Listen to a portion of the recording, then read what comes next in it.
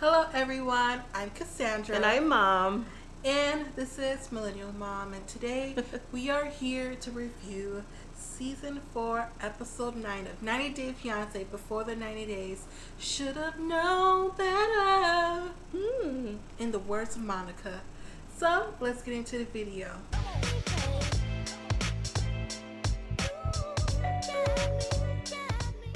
So first we see Lisa Usman, aka Soldier Boy. So we see him go meet up with his brother Muhammad to get his mom's blessing because he knows his mom will listen to his brother. So he's like, okay, let me go talk to him. Right. But what Usman is not understanding or caring, I don't know which one it is to me. He's neither understanding or caring. What he's trying to get across is he wants to marry Lisa. He's trying to come to America. That is exactly what he said. He's trying to come to America. He's explained this to his brother. They have a better economy. And this woman came all the way here to marry me. But Muhammad said that, which is the older brother, that he's not sure he could sway their mom's mind. And because, you know, she wants him to marry someone from Nigeria, from the tribe, and just be part of the Muslim culture. Right. And Usman knows this too. Lisa knows it as well, but she's just like, well, you know, anything to get the blessing. I will move across the world. I'll go to the ends of the earth. No, she wouldn't. She to just be with said Usman. If she didn't get the blessing, she gonna go back and there's gonna be no relationship. So I don't know why she lied like that. So Muhammad said, after listening to everything, he's like, you know, I realize that, you know, there's love there, and he'll try to convince his mom, their mom, but he's not sure that she'll go for it. And Usman says, you know, it's going to be hard to do that too. Would your mind be swayed? Not at all. So the next morning, Usman said he got a call from Muhammad, or did Lisa say it? Either way, to meet them at the mosque because he tried to convince their mom. She still said no.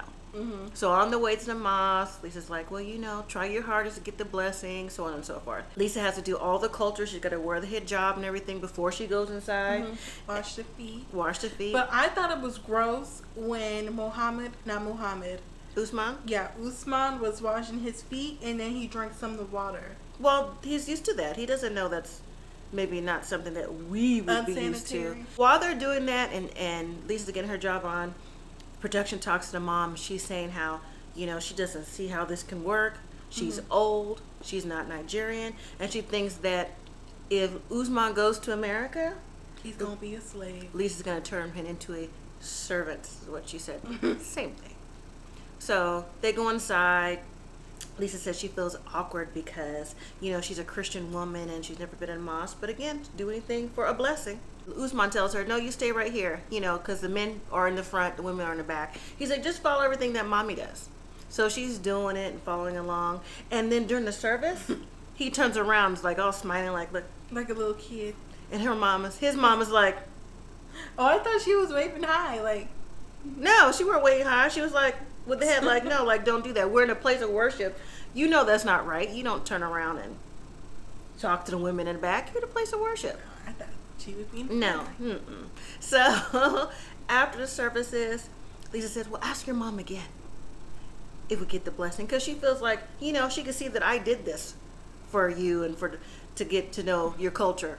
Mommy wasn't phased. No. Mommy don't even pay Lisa no mind. She barely even looks at Lisa. The only time I've actually seen her acknowledge her Right. was in the mosque and tell her to say the prayer. Yeah. That was the only time I ever seen her. Yeah, the acknowledge mom her. also said, too, that, you know what, she told Usman, this is not your mate. She's not for you. So pretty much stop asking me. Lisa was like, translate. He said, he didn't say everything, but he's like, you know, my mom said no.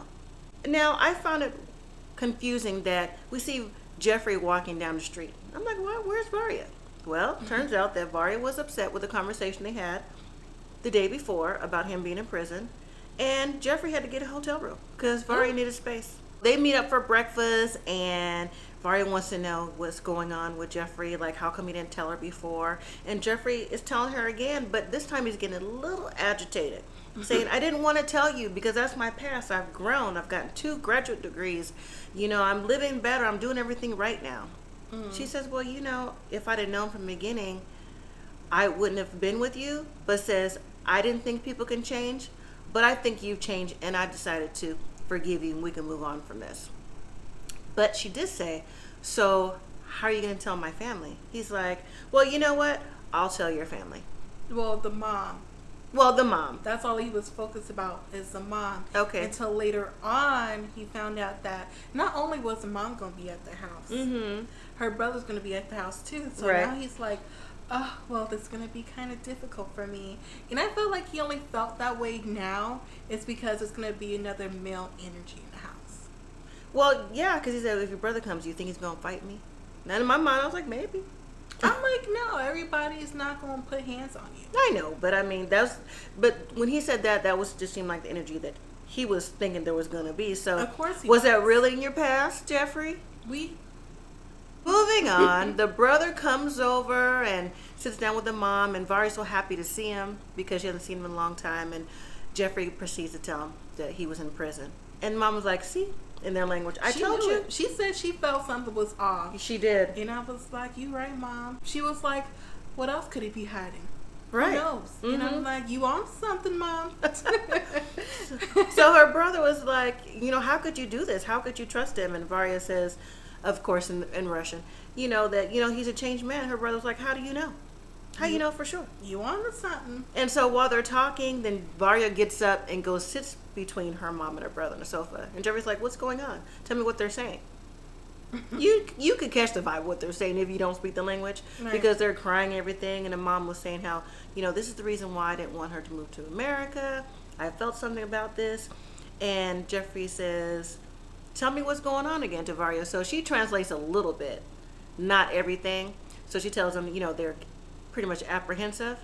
And then Geoffrey's like, why? You can trust me. And then the brother says, well, in Russia, we have a saying, people don't change. Well, I hate to tell you that it's everywhere. People don't change, but they can change. They can change. But Geoffrey still got the same spots. So the next time we see Darcy is when she's finally on her way home from that horrible meeting with Tom. Yes. Because she stayed in a hotel. She didn't want her kids to see her all emotional. So she meets up for drinks with her sister, Stacy. Yeah. And she tells her what happened with Tom. And you already know how Stacy feels about Tom. She's not here for him. Darcy did make up an excuse for him. She was like, he did say some slick things to me, especially about the weight. She's like, well, maybe he said that to me because deep down inside he feels guilty. Which, I don't think he feels guilty. I just think he was trying to hurt her a little bit more. For sure. And get that extra TV time for next week when we see him. I think he was trying to hurt her because he knows Darcy is really into fashion, from looks from head to toe. And she doesn't come across like someone who would want to put on an ounce of weight. So he did that on purpose, in my opinion. While she was talking to Stacy was listening, and all she kept saying was like, wow. I mean, what could you really say to that? I know. It's like, why are you still doing that? I know. Stacy did tell her, stay encouraged, Darcy. When it's meant to be, it'll meant to be. You'll find love eventually. And they both get emotional. And I thought that was a sweet moment that they had together because she does try to encourage her sister with every relationship. But she knows, that Darcy wears her heart a little too much on her sleeve, and she's easily attached to these men. We have Stephanie and Erica. Stephanie's at home. She's moping around as usual, reminiscing about the fight that happened last night. And next thing you know, Erica comes in the door with flowers. Erica's always trying, isn't she? She is. And she gives them to Stephanie, and Stephanie's like, oh my gosh. Wow, she brought me flowers. Erica brought that as a peace offering to say she was sorry for how things went last night. Erica wants to know, what's happening? Why are you so uncomfortable? Why do you feel uncomfortable with me? And Stephanie's like, well, it's about that dating app. I get really nervous about that dating app because I don't know what you're doing. I thought we were dating. That's really what she was getting at. And Stephanie tells Erica that she doesn't know if she could trust her. Erica's like, well, you could trust me because I'm not doing anything. I'm here for you, and there's nothing that I would do to hurt you. Right, that's what she's saying. That's what she's saying. Stephanie doesn't necessarily believe that. But Erica tells her, well, tonight you're going to meet my friends and have a good time and just to see what I'm about and what we're about. So, get to know us. Stephanie is apprehensive because Erica has hooked up with one of her friends named Adam. And that is giving Erica And that is giving Stephanie some, again, awkward vibes. But Stephanie's awkward about everything. Every little thing gives her Now awkward you sound vibes. like Erica. Right, but she does. So now they're getting ready. They go to the party. And I liked Erica's blazer. You did? Cute. It looked like a cupcake, all razzle dazzled and bejeweled and fringy. It was like a bejeweled cowgirl jacket. It looked like, but bejeweled. So they get in the party. There's a lot of people there. I was expecting like maybe a couple of people. No, you heard that your friend is coming with the camera crew. We turned up. We not gonna have no love and hip hop scene with a few people. So they get in there. Everyone's nice at first. Even Steph's like, "Oh, hey, hi." Stephanie pulls Adam to the side and says, "So, what kind of relationship have you had with Erica? I just need to know. Have you been intimate? Do you still have feelings for her?" Da da da da da da da. I'm like, come on, Stephanie. And I was with Adam on this. Like, why are you asking me all these questions? Yeah. And he dropped a little bombshell in there.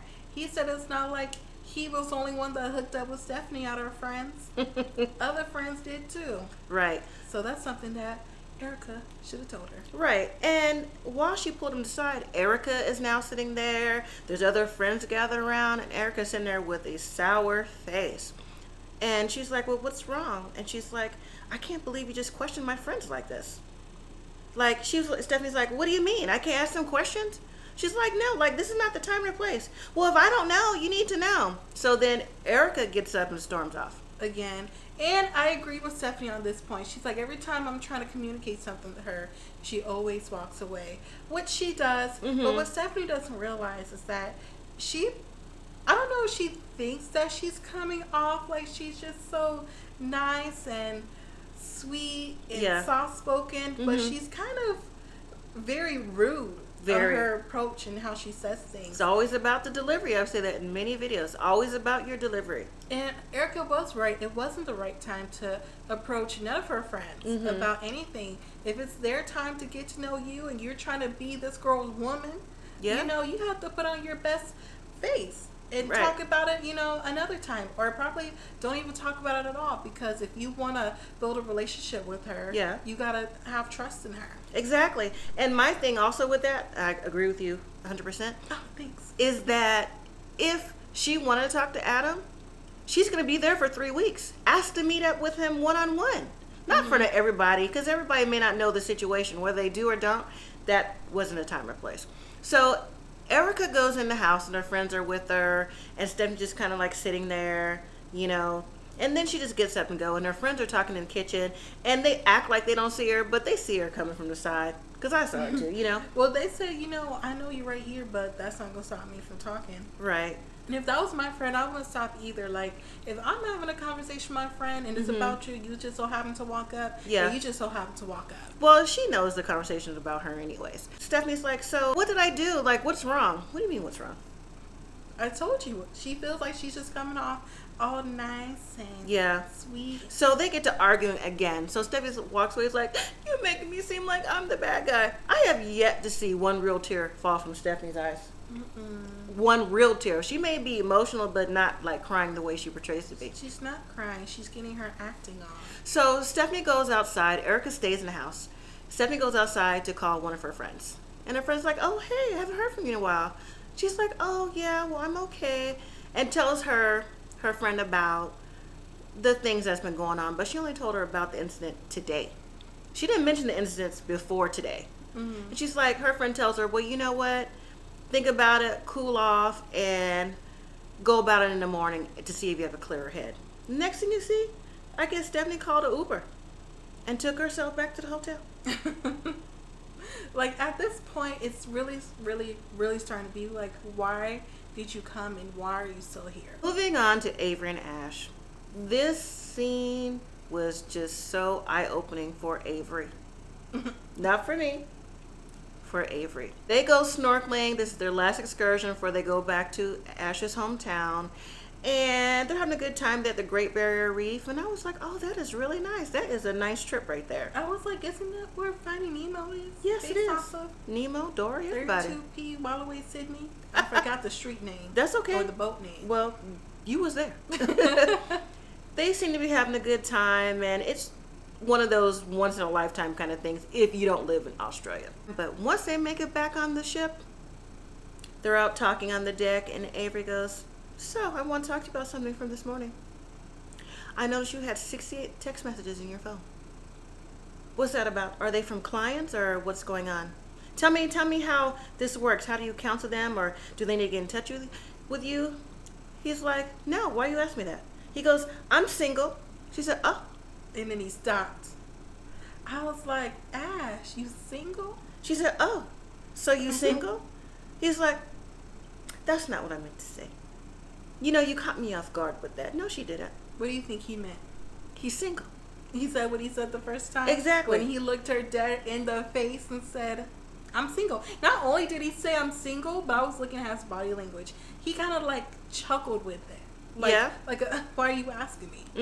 That's I'm not single. a chuckle. That would be a sarcasm smirk. Oh. So, I was very disappointed in Ash. well, if you can recall back to earlier episodes, before Avery got there, he was already on the phone or video chatting with a client that was female. Remember, they were like, I defended him. I said, no. He's not flirting. She's flirting with him. Okay. I defended him. And I said, you would have been caught up too. After that, Avery was like, "So, are you saying that we're not together?" He's like, and she also says, "Oh, so, but look at your body language. When you're answering me, you seem defensive."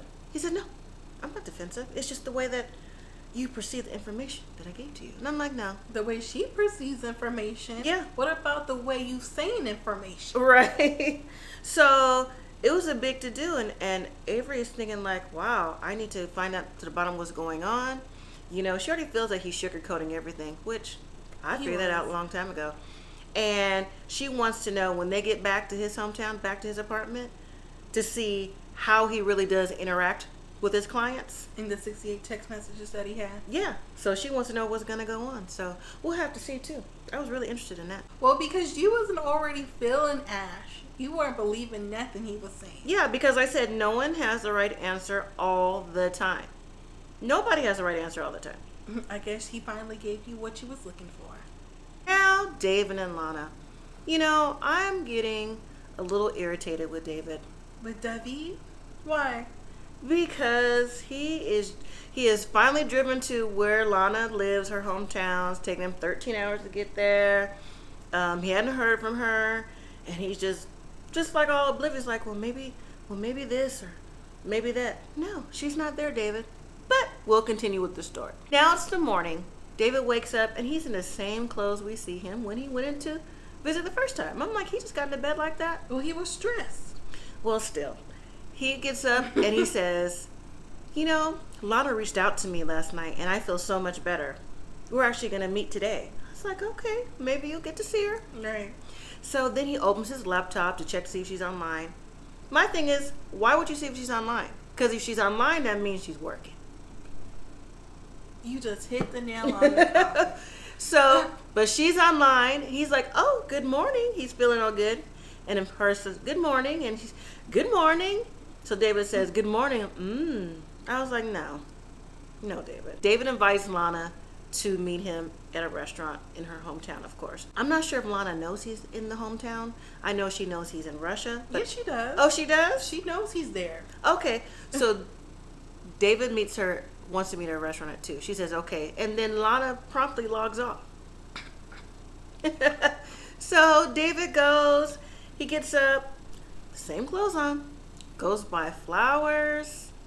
Then he makes it to the restaurant, gets in there. Get some champagne. Mm-hmm. Nice roses, too. Sit there waiting for her. Mm-hmm. And then he proceeds to go to the bathroom. Yeah. To do what? To change. Change his clothes, to wash in the sink, put on cologne. That's so disgusting. Like, you had a whole hotel room to go do this in. Yeah. And you gonna do that in the nice people's bathroom? After he does all that, comes back, he's waiting. Remember, it's 2 o'clock, right? It's 1:50. 1:50, he's early. 2, 3, 2 hours roll on. He's like, well, I guess she's not coming. Did you feel sad for him at that moment? I didn't. No. No. Not even a little bit? No. So he doesn't have any service in the restaurant, so he can't see if Lana's online. But again, she can't be online and on her way But that's true. That's just me, David. I think the kicker was when he left, left a tip for the lady. The lady came up and picked up the roses, and she was like, well, this happens all the time. Yeah. I'm like, dang, is this just a meetup spot? That's the spot. Clearly, the chat line is somewhere around there. Clearly. She's like, people come in to meet, they bring flowers, and they leave alone. And I was like, wow. He leaves, he gets in his car, and he calls his friend. He tells his friend that he's on his way to meet Lana. Now, he didn't say he was already there. He's on his way to meet Lana, and the friend was like, are you sure that's what you want to do? He's like, yeah, I do. I want an explanation of why she stood me up twice in 2 days. I'm like, what? She stood you up for 7 years. But no one asked me. David's driving, and then you hear a producer say, well, how far away are you? And he says, oh, the GPS is 3 kilometers. Now, I looked that up. 3 kilometers is 1.84 miles, which is like what, maybe 5-6 minutes down the road? Yeah, but what I want to know is, where did he get this address from? Well, he said he got the address from a previous listing or something that she sent him for the visa process the first 3-4 times he came. The 3-4 times? Yeah. So basically, he just pulled up to her spot. He pulled up to her spot. It was an apartment building. He's like, I'm so nervous. He's like, it's 8F or something like that. And he's looking around. It's like 11, 12, 9. Where's 8? I mean, they're in order, right? So he's like, I'm so nervous. He goes to knock. That's where we leave off. Do you think Lana was there? I'm hoping it's a man who opens the door. We'll see. Lastly, we have Yolanda and, do I even really need to say his name at this point? Yeah. Catfish. Williams. You like Yolanda? It's Williams. We see her go meet up with her daughter just to have a little lunch and chat, lunch and tea. Something what we would do. Halfway. Not about the catfish, though. Because she told her daughter about how she got this email about someone trying to exploit her for some pictures. Yeah. And then her daughter found out it was some nudie pictures. And her daughter looked outdone at this point. Kara said, that is not how you taught us to do. What makes you do that? Her mom didn't have no answer. She said, lead by what I say, not what I do. Boo-hoo. Basically, she still feels like, this isn't Williams. Williams would never do this to me. This has to be somebody else. And the daughter was like, well, if Williams is the only person you sent these photos, yeah, then who else would be doing it? Right. How else would they have gotten it? And the thing, too, Kara said to her mom was, how also did he get your address? Because the email said I could do harm or something like that. So it's like, well, how did he get the address? She's like, well, Williams wanted to send flowers, so I sent it to him. Kara's like, did he send flowers? She's like, no. Mm-mm. I mean, Yolanda, I understand you've gone through some things and previously being a widow and maybe just readjusting to life and things like that. But when it comes to this situation, if Williams hasn't contacted you personally, he's been hacked. Even if he's been hacked, he can still log in if he's got your information to contact you, the phone. So I don't understand the problem. Kara is upset and annoyed. I'm upset and annoyed. Are you upset and annoyed? Not at all. I just don't understand why we're still being put through this, because if this was my mom, we wouldn't have this conversation. It just wouldn't have been done, because I wouldn't want to hear it anymore. So that was the end of this week's episode. Yeah. And it was okay. I was kind of missing Ed and Rosemary. More so I can see Rosemary's facial reactions, because she don't be here for Ed. Never. Just never. Yeah. And next week, I'm really looking forward if we're going to actually see Lana, or if it's going to be a man behind that door. Who's going to open the door? I don't know. I thought this episode was a little boring because nothing really happened. The only spot in there that was a little more energy was Varya, because Stephanie and Erica have the same energy every week, so that was nothing new. But it was Geoffrey and Varya, because I want to see what's going to happen with her. Is she really going to stay with him? And then, of course, that blessing from Lisa and Usman. Well, thank you guys for watching. And let us know what you thought about this week's episode, and what you think is going to happen on next week's episode. Also, don't forget to like, comment, share, and subscribe to our channel. We are so happy with all our followers, all our subscribers, all our commenters, and we thank you guys so much. And as always, live simply, be grateful.